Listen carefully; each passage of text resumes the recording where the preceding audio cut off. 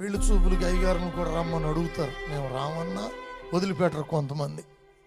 సరే వెళ్ళిన తర్వాత ఈయన ఇంజనీరింగ్ చదువుతాడు, ఆమె కూడా ఇంజనీరింగ్ చదువుద్ది. బాగానే ఉందలే, నచ్చింది అనుకుంటారు. ఇంతలో ఆడపిల్ల ఇంటి వైపు వాళ్ళు చెప్తారు, మా అమ్మాయికి ఏం పనులు రావండి, ఇంకా వంట వండటం కూడా రాదండి అని. ఇప్పుడు కాబోయే అత్తగారు ఏమంటారు తెలుసా, నీ కూతురు అయితే ఒకట, నా కూతురు అయితే ఒకట. అబ్బో ఏం బడాయి కబుర్లే. ఈ మాట నిజమవుద్దా నాన్న? అసలు మీరు చెప్పండి, ఏమంటారు వీళ్ళు చేసుకోకముందు? నీ కూతురు అయితే ఒకట, నా కూతురు అయితే ఒకట, నేను నేర్పుకుంటాలే చక్కగా, పంపండి. మీకు ఆమె అనుకుంటుంది కాబోయే కోళ్ళు మా అత్త దేవత అనుకుంటా,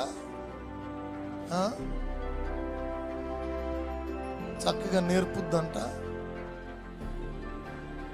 ఇట్లాంటి మాటలు నమ్మకుండా ప్రతి ఆడపిల్ల తల్లిదండ్రులు చదివించారు కానీ ఇది పని కూడా నేర్పుకుంటారు.